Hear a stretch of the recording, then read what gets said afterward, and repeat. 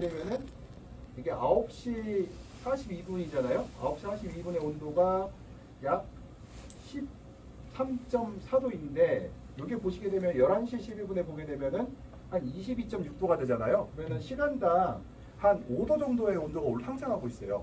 이 정도면은 굉장히 속도가 빠른 편이거든요. 12월 29일 정도에 시간당 5도 정도면은. 근데 우리가 원칙적으로 요구하는 거는 시간당 1시간 정도를 원하는데 그건 불가능해요.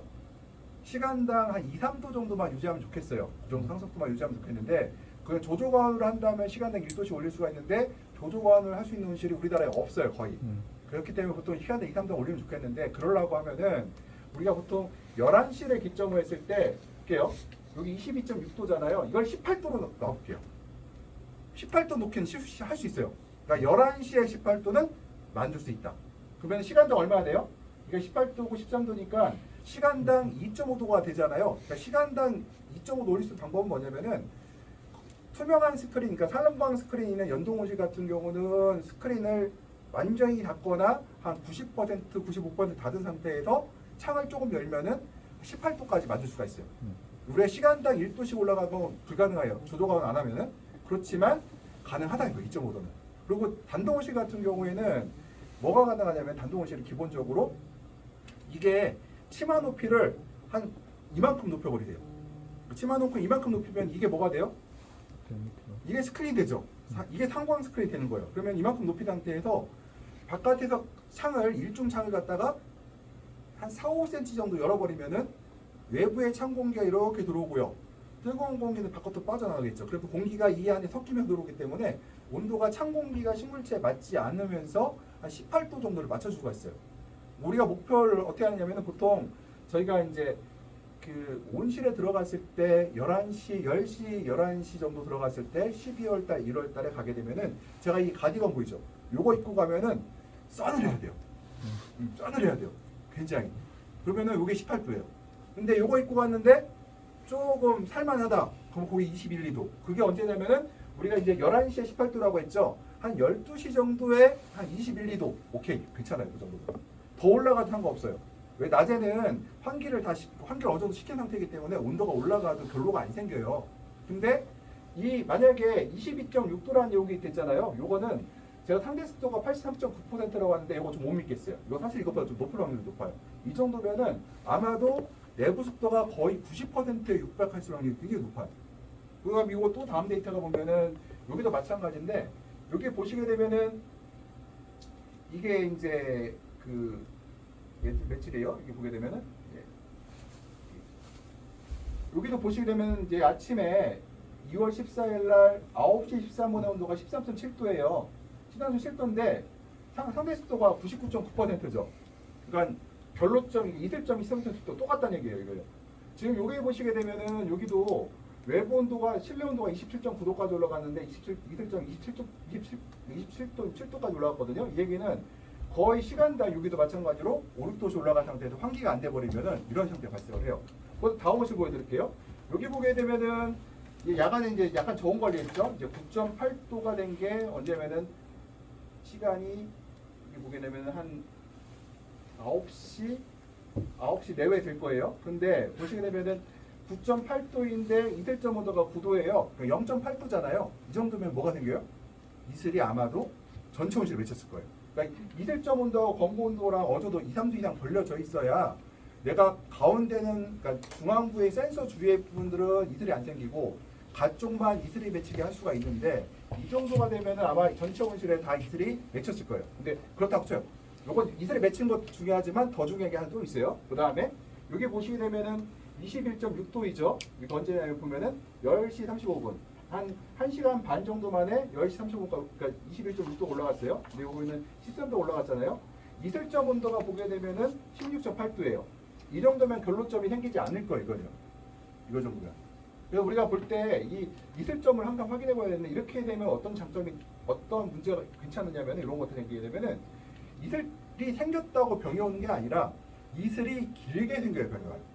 그러니까 이슬이 생겼는데 한두 시간 내에 끝쳐버렸다 그러면 병이 안 와요. 한두 시간 내에 이슬이 맺힌 게 없어졌다 그러면은 생리장애가 잘 발생하지 않아요. 근데 이슬이 생긴 지 5시간, 6시간이 지속이 되면은 그때부터 벽이 발생하고 여러 가지 생장이 발생을 하거든요. 그러니까 이슬은 결론은 뭐냐면은 이슬 이꼬르 병이 곰팡이 뼈. 그다음에 또 하나가 이슬하고 또 밀접한 관계가 있는 게 착색 불량과랑 이슬랑 밀접한 관계가 있어요. 그러니까 이슬이 맺히게 되면은 과일의 색깔이 이쁘지 않다. 그래서 볼게요. 여기 사장님들 보시게 되면은 어때요? 가쪽이 착색 불량과가 어쪽에서 겨울에요. 다 가에서 오잖아요. 가쪽에서. 가쪽이 심하고 안으로 들어올수록 적어요. 왜 그러냐? 가쪽에 결로가 더 많이 생기기 때문에. 그러니까 추운 것도 있지만요. 이게 공기가 차가운 거하고 찬물이 닿는 거랑 전혀 성격이 다르다. 그러니까 이게 이슬점이 지금 9도잖아요. 9도면은 물의 온도도 거의 9도까지 떨어졌거든요. 9도, 10도까지 떨어졌어요. 근데 이게 물이 9도가 묻혀 있으면은 공기가 9도인 거 어떤 차이가 있냐면은 사람하고 똑같아요. 사람도 15도씨, 18도씨의 공기에 놔두면 여기서 있잖아요. 팬티만 입고 돌아다녀도 춥긴 해도 버텨요. 근데 15도씨 물에다 팬티만 입고 덩겨두면 어떻게 돼요? 1시간도 안 해도 죽어버리거든요. 똑같아요. 얘도.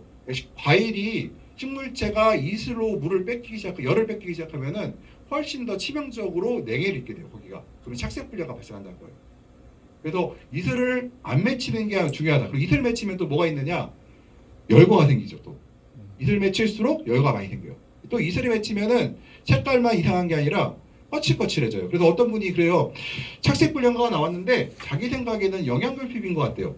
그럴 리가 있나요? 그래서 그분한테 이제 보여드리죠. 보시죠. 여기 거칠거칠한 표면의 무늬들이. 이거는 결로가 생겨서 그런 겁니다. 이거는 할 수가 있어요. 그러니까 보면 착색 불량가가 나온 과일들의 특성을 보게 되면은 껍데기가 매끄럽지가 않고 약간 거칠거칠한 걸 느낄 수가 있어요. 다 그럼 결로가 생긴 것들이에요. 그래서 이 결로는 이게 온실 속도와 상승 속도와 굉장히 관계가 있고요.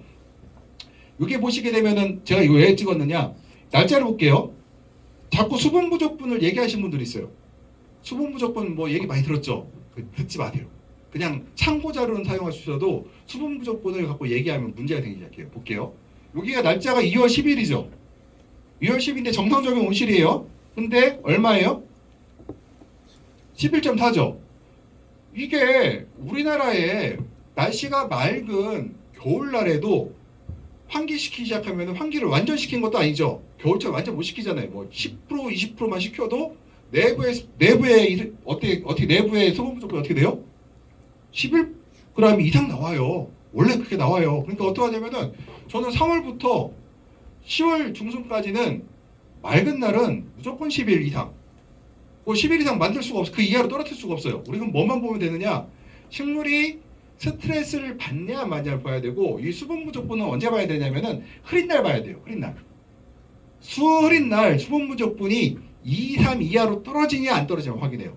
수분 부족분이 2 이하로 떨어지게 되면은 환기를 조금 난방을 조금 하고 환기를 하거나 아니면 환기만 하던가 해갖고 수분 부족분을 올려주셔야 돼요. 왜냐면은 이게 식물이 흐린 날에도요 증산을 일정 부분 해야 돼요. 증산을 멈추게 되면 뿌리에 병이 올 확률이 매우 높아지고, 증산을 못하게 되면 식물이 곰팡이병이 또 발생을 해요. 잎에서도요. 그래서 이 증산을 유도해야 되는데 그 수분 부족분을 뭘 보느냐?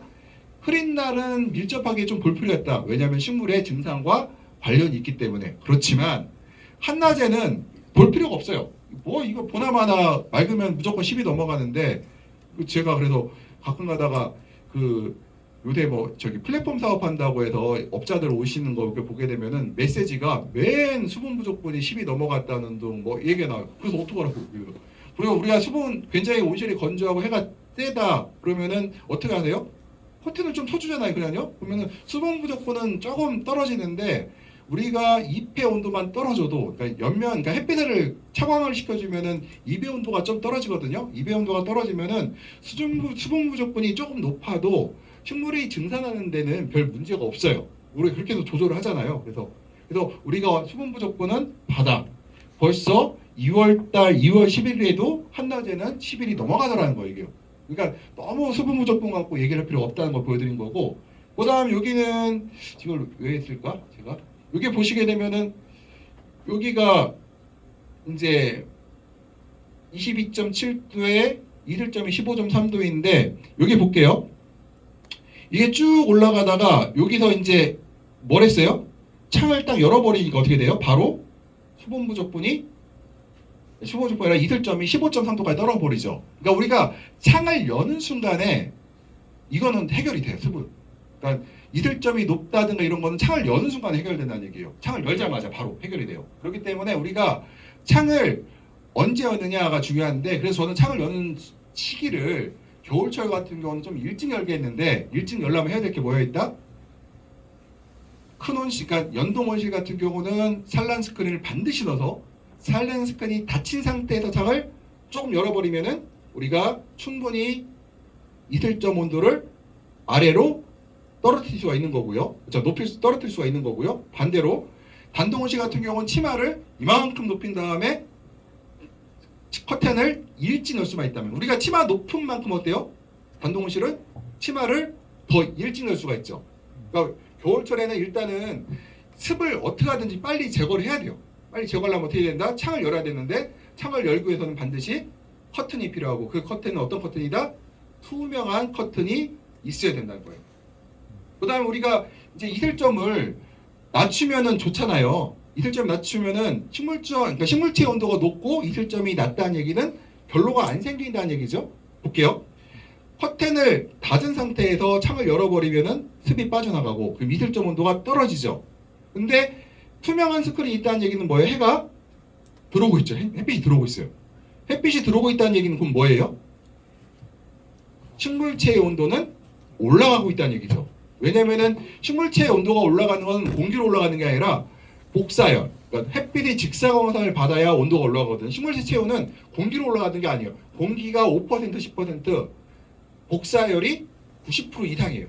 그러니까 내가 햇빛만 보면 올라간다는 얘기잖아요. 그러면은 커튼을 닫은 상태에서, 투명한 스크린을 닫은 상태에서 창을 살짝 열어놓고 습을 빼버리면은 이슬점 온도는 떨어지고, 그 다음에 닫은 상태에서 햇빛은 들어오니까 식물체의 온도는 상승하고, 또 창을 열어놨으니까 어때요? 조금 열어놨으니까 온실의 온도는 눌러진 상태가 되고, 또 하나가 이게 장점이 뭐냐면 지금 오전 온도가 높거든요.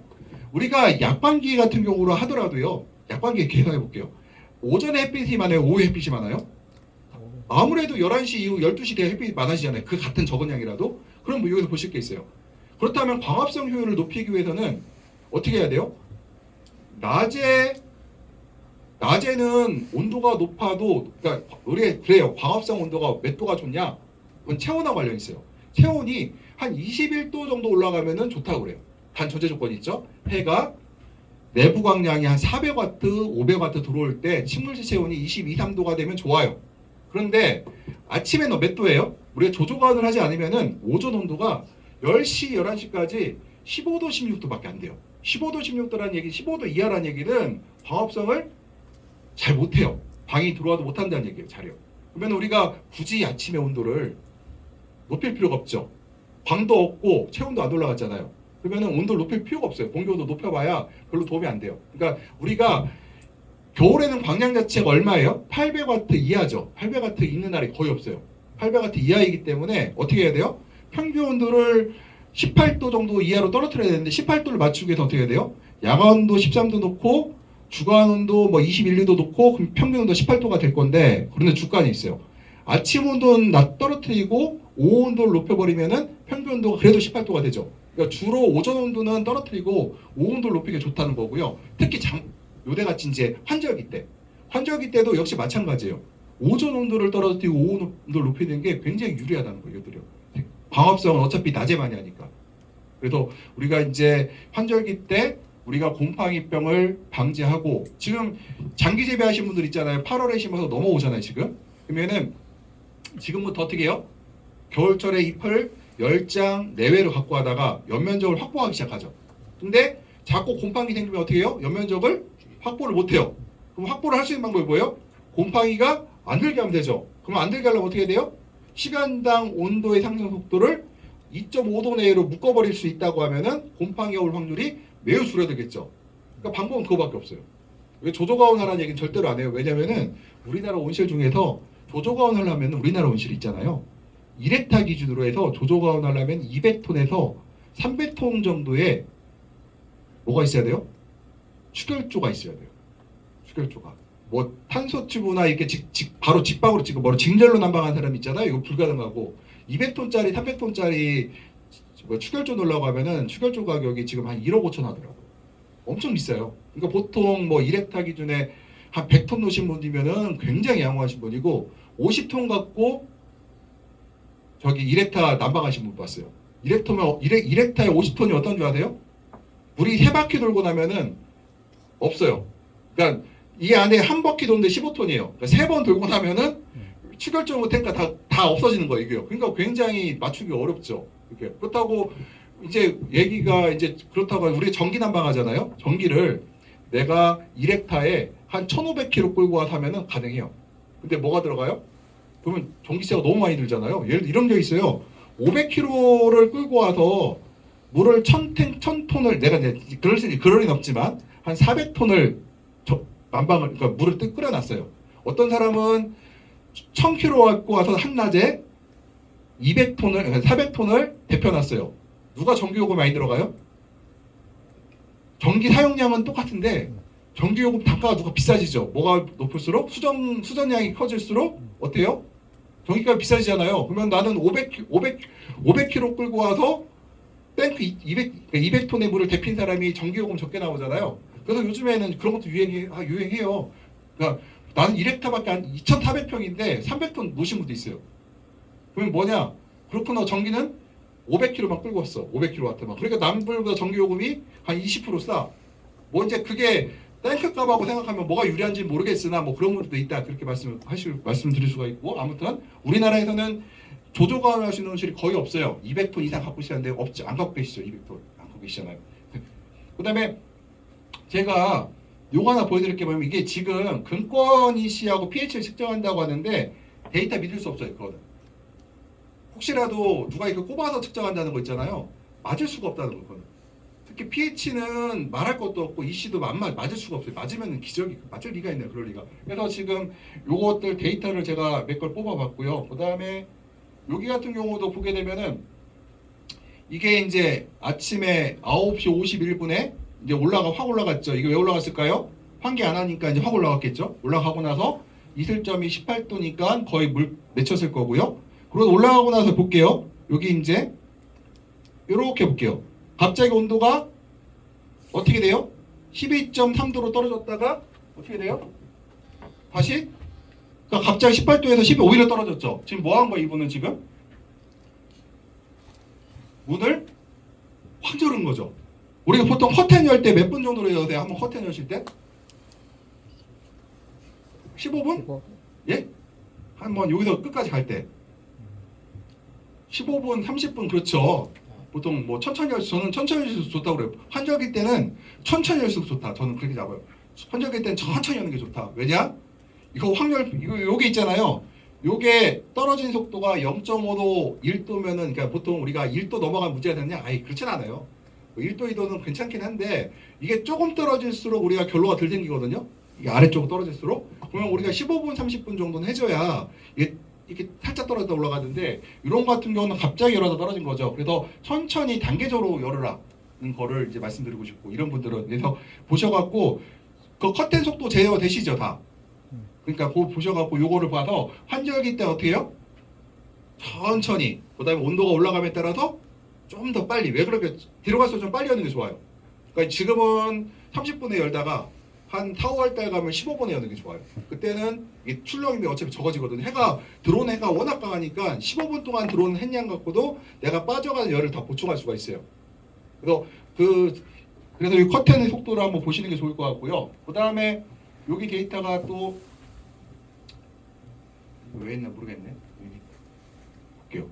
그 다음에 여기 보시게 되면은 이게 흐린 날이에요. 흐린 날 보면은 12.4도죠. 이게 흐린 날이니까 12.4도이고 여기 같은 경우도 보게 되면 17.4도. 그러니까 뭐 생각보다 온도가 올라가는 속도는 2.5도밖에 안 올라가고 있어요. 이건 왜 이렇게 되냐면 자연한 거예요. 이거는 흐린 날 같은 경우는 해가 약하니까 온도가 천천히 올라가요. 내가 관리 안 해도. 그럼 좋은 거니까 볼게요. HT 값이 0.5, 1.2잖아요. 이 얘기는 뭐예요? 제가 말씀드린 게 뭐예요? 1.2잖아요. 여기 1.2. 그럼 어떻게 해요? 이 양반은? 17.6도고 1.2잖아요. 그럼 어떻게 했어야 돼요? 이 사람은? 환기창을 좀 열고 난방을 좀 해주던가 안 하더라도 환기창을 좀 열어서 습을 좀 빼줘야 됐겠죠. 1.2도가 됐다는 얘기는 지금 밤새도록 요 지금 11시 15분의 시기 때까지 뭐예요? 계속해서 결로가 계속해서 발생하고 있다는 얘기죠. 이따가 제가 병교육할 때 이 결로점이 의미하는 거에 대해서 좀 설명드릴 거예요. 여기 같은 경우는 지금 보게 되면은 여기도 마찬가지인데 볼게요. 처음에 나는 습도계가 고장난 줄 알았어요. 물이 없는 습도계인 줄 알았어요. 그랬더니 습도계에 물이 있더라고요. 보면 여기도 마찬가지로 2월 14일 날 9시 정도에 14.1도의 소분 무조건이 빵이었잖아요. 근데 지금 제가 11시 40분에 가도 역시 마찬가지로 19도 온도가 5도 올라갔는데 시간당 올라가는 속도는 천천히 올라갔죠. 그럼에도 불구하고 수분 무조건 0.2죠. 이 얘기는 그러고 나서 이제 갑자기 떨어지기 시작해요. 이거 뭐예요? 이제 환기를 하기 시작한 거죠. 환기를 이제 환기를 어떻게 써야 돼요? 좀 더 일찍 했어야 되죠. 좀 더. 그러니까 수분 무조건 보고 뭘 한다? 흐린 날은 그러니까 맑은 날은 볼 거 없다. 왜냐하면은 맑은 날은 우리가 수분 부족을 그렇게 의미가 가질 필요가 없어요. 근데 흐린 날은 수분 부족을 보면서 뭘 해야 된다? 환기를 어떻게 할 것인가, 난방을 할 것인가 말 건가를 좀 결정해야 된다. 이게 이런 식으로 이분은 그래도 낮에 좀 환기를 시켜서 수분 부족분이 아마 해가 떴을 확률이 높아요. 일단 여기는 여기까지 흐렸다가 해가 갑자기 떠갖고 이제 환기를 시켰을 확률이 높지만 만약 이 사람 같은 경우에 흐렸다면 아마도 계속해서 이렇게 수분 부족분이 습도가 높은 상태에서 온도는 뭐 20도, 21, 2도가 됐을 확률도 굉장히 높거든요. 그러면은 온도로 조건으로는 맞지만 뭐가 문제예요? 습이 결로가 계속해서 생겼을 확률이 매우 높다는 거죠. 뭐냐면은 아까 식물체의 몸이 데펴지는 건 뭐에 데펴진다고 했어요? 복사열에 의해서 데펴진다고 했죠. 복사열이 만약에 식물체의 몸에 닿지 않는다면 어떻게 돼요? 온도가 안 올라가겠죠. 온도가 안 올라간 상태에서 결로점 온도가 이렇게 돼버리면 어떻게 돼요? 이건 뭐 온실 전체에 다 생장점부터 아래까지 전부 다 결로가 맺힌 상태가 돼버려요. 그러면은 우리가 결로가 맺혔다는 얘기는 증산을 멈췄다는 얘기고, 증산을 멈췄다는 얘기는 식물이 새로운 그러니까 지하부에서 칼슘이라든가 인산이라든가 빨아서 새로운 세포가 만들어지는 공을 못하게 돼요. 그럼 세포가 뭐가 생길까요? 영양의 결핍 증상이 나와요. 그 영양의 결핍 증상이 나오면은 그 기아 상태의 세포는 어떨까요? 병에 약해요, 강해요? 굉장히 취약해져요. 그러니까 모든 병은 거기서부터 곰팡이가 침입할 수 있는 조건이 만들어지기 시작해요. 거기서부터. 그러면 그런 상태가 계속 지속되면은 똑같은 환경 조건에서 병이 더 심각하게 오죠. 우리가 이 환경만 갖고 얘기할 수 없는 게 또 하나 볼게요. 지금 여기는 이제 군위 같은 경우는 수준이 높기 때문에 그럴 리가 없지만 여기 이 C가 2.7이라고 쳐요. 그러니까 이게 맞는지 안 맞는지 모르겠으나 2.7이라고 하면은 이게 지금 100이 2.7이거든요. 어때요? 매우 낮죠? 매우 낮아요. 우리 아실 때 볼게요. 내가 3.0으로 이 C를 공급한다. 배양액을 공급해요. 그러면은 겨울철에 얼마 나와야 돼요? 지금 그러니까 12월 1월달 이 C가 보통 우리가 목표를 얼마 잡아요? 7, 8 정도 잡죠. 목표를 7, 8 잡죠. 7, 8 잡아놓고 우리 시작해요. 그 정도 해야겠다. 내가 이 C가 3으로 공급했는데 한 4, 5월 달은 얼마 잡아요 우리가? 보통 3.5에서 4.5 사이 정도를 목표로 잡죠. 그 정도로. 그러니까 이거는 벌써 일단 안 맞는 거고 pH가 얼마예요 지금 벌써? 7.6이죠. 이건 지금 문제가 있죠. pH가 이게 맞다고 치면 7.6이라는 얘기는 철결핍이 올 수 있는 확률이 매우 높아졌죠. 그러니까 우리가 오해하는 것 중에 하나가 pH가 높아지면은 결핍이 제일 많이 오는 게 두 가지가 있어요. 하나가 철이고 인산이에요. 근데 우리가 인산은 결핍이 와도 별로 문제가 안 돼요. 왜냐하면 인산은 그러니까 이동이 잘 돼요. 그래갖고 아랫잎에서 새로 세포가 만들어지는 곳으로 이동이 되기 때문에 인산 결핍이 발생을 해도 아주 오랫동안 인산 결핍이 발생하지 않는 이상은 특별히 문제가 안 돼요. 철은 이동이 안 되니까 어떻게 돼요? 생장점부터 새로운 과일부터 생기죠. 그러다 보니까 철결핍이 한번 발생하면 어떻게 돼요? 보통 최소 2하방 정도의 과일을 수확을 못해요. 심각하면 3하방까지 못 할 수가 있고요. 아무튼 이 pH의 문제를 보게 될 수가 있었는데 그랬고요. 그 다음에 여기도 보게 되면은 여기서 볼게요. 여기도 지금 온도가 여기가 8시 10분인데 14.1도 여기가 12시인데 쭉 올라갔잖아요. 12시인데 지금 어때요? 23.8도. 지금 한 9도 정도 올라가는데 시간당 한 3도 정도 올라갔다고 쳐요. 근데 여기 보면 이슬점 온도가 지금 볼게요. 이슬점보다 20, 20.5도잖아요. 뭐 온도는 그렇다고 치는데 이슬점 온도가 지금 매우 높잖아요. 지금요. 이게요. 이날도 아마 제 생각할 때는 요날 아침까지 흐리다가 갑자기 맑은 날이 아닌가 싶어요. 이렇게 온도 상승 곡선에서는 별 문제가 안 됐지만 지금 결로점 온도로 봤을 때는 매우 문제가 있는 거잖아요. 그래서 혹시라도 제가 이 보여드린 이유가 그 환경제어 컴퓨터를 갖고 계시다고 하면은 한번 이렇게 테스트를 한번 보실 때 뭘 보시라? 이 이슬점하고 그 뭐죠? 수분 부족 분양을 보시는데 흐린 날은 주로 6월 두 가지를 보시라는 얘기예요. 주로 흐린 날은. 맑은 날은 굳이 볼 필요 없어요. 맑은 날은 어차피 문 열어버리면은 오실래부 습도가 50%인데 어떡하라고? 40%인데 어떻게 해요? 방법 없잖아요. 그냥 40% 50%면은 그냥 가는데 대신에 이제 스트레스 받을 것 같으면 어떻게 해요? 커튼도 좀 치기도 하고 다른 방법 쓰기는 방법밖에 없지요. 그렇지만 우리가 흐린 날에는 할 수 있다는 거죠. 저 HD 값을 조정함으로써 어떻게 한 2, 3 정도, 3, 4 정도 올라감으로써 어떻게 해요? 식물이 증산을 할 수 있도록 유도를 해줄 수 있다고 하면은 곰팡이병이 오는 거를 상당히 막아줄 수가 있다. 일단은 상당히 막아줄 수가 있다. 상당히. 그리고 상당히 우리가 이제 투명한 스크린, 그러니까 상광 스크린하고 투명한 스크린을 꼭 있어야 된다. 여기도 아마 군위에도 제가 알기로 보온만 있으신 분들이 계신 걸로 알고 있어요. 그러니까 여기서 말하는 사실은 우리가 상광 스크린을 저희들끼리 같은 에너지 보온 스크린이라고 해요. 사실은. 근데 보온 스크린하고 이제 농민들 헷갈릴까봐 저희가 말하는 보온 스크린은 이 상광 스크린을 보온 스크린이라고 말하고 저기 농민들이 말한 건 보온 낙엽을 말하는데 보온 낙엽은 저희 상광 보온 스크린이라고 안 해요. 보온 낙엽은 사실은 저희들끼리 말할 때는 암막 스크린이라고 해요. 암막. 광을 못 들어오게 막아주는. 왜 개치면은 햇빛이 50W 이하로 떨어져요. 50W 이하라는 얘기는 식물이 광합성을 할 수 없는 광량이에요. 그 얘기는 식물이 광합성을 못 한다는 얘기는 결국 햇빛이 안 들어왔다는 얘기랑 똑같잖아요. 저희가 볼 때는 그거는 암막 스크린. 암막 스크린 어째 썼어요? 꽃 피울 때 우리가 화훼 농가에서 많이 썼었죠. 그래서 그거 쓰는데 저희는 이제 보온 스크린, 그러니까 보온을 할 때는 그러니까 보온 스크린, 그러니까 상광 스크린이 반드시 있어야지만 우리가 수분 부족분이라든가 뭐 이런 걸 제어할 수가 있다. 그렇지. 그리고 온도의 상승 곡선도 그 상광 스크린이 있어야지만 우리가 조절이 가능하다. 그게 없으면 조절이 불가능해요. 현재요. 그리고 우리가 에너지를 절약하는 방법 중에서 저희가 이제 목적이 저거 하나가 있거든요. 뭐냐? 최대한 자연의 에너지를 이용하자. 옛날 같은 경우는 온도를 그러니까 해가 지기 직전 어떻게 했어요? 뚝 떨어뜨렸다가 이렇게 올렸죠. 우리가 딥라이즈라고 해서 뚝 떨어뜨린 걸 옛날에 그런 기술이 있었어요. 근데 지금은 하지 말라고 하잖아요. 그거 안 하려면 어떻게 해야 돼요? 상광 스크린 있어야 돼요. 상광 스크린 딱 닫아놓고 온도가 서서히 떨어뜨릴 때마다 이제 그다음 위에 뭐 닫아요? 하지만 알루미늄 스크린 살살 닫아가면서 온도가 서서히 떨어지게 어떻게 돼요? 우리가 식물 온실의 에너지를 초저녁에 1시간 정도를 보다 조금 높게 유지하면서 난방을 덜해도 돼요. 그러니까 우리가 오늘 제가 이제 아침에 오면서 몇 그 후배들한테 대형 농장들 물어봤어요. 야, 에너지 비용이 경영비에서 차지하는 비율이 얼마이냐? 걔는 예산 세워놓고 하거든요. 그러니까 20에서 25% 정도가 난방 에너지 가격이더라고요. 일단 대형 농. 그리고 인건비가 25에서 30%가 인건비고요. 그러니까 인건비와 난방비 비율이 약 50% 정도 된다고 보시면 되겠더라고요. 그러니까 우리가 인건비는 건들 수가 없잖아요. 그거는 건들 수가 없고 건들 수 있는 게 난방비인데 난방비를 제가 이제 계산해 봤더니 지난번 설명드렸었나요? 2도 떨어뜨리면 얼마예요?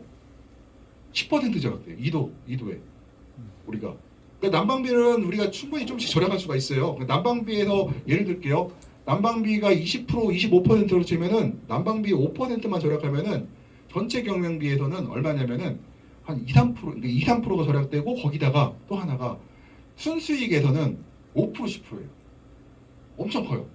우리가 난방비를 어떻게 하면 절약할 거야 하는데 우리가 보온 낙엽만 2장 있으면 어떻게 돼요? 할 수가 없어요. 오전에 창 일찍 열어야지. 커튼 일찍 열어야지. 커튼 일찍 열어면 어떻게 해야 돼요? 난방을 충분히 하고 열던가 아니면 그냥 찬바람 그대로 맞던가 둘 중 하나죠. 밤에는 어떻게 해요? 저녁 때도 일찍 닫아버리면은 초저녁에 뭘 못 받아요? 광을 우리가 이제 최대한 끌어들여서 내가 복사열을 받아들여야 되는데 못 받잖아요. 그러면 그만큼 내가 에너지 비용이 더 추가되거든요. 그러니까 절약되는 게 아니라는 거예요, 이것들이요. 그래서 여기까지 하고 저희가 본 수업으로 들어갈게요, 이제. 할게요.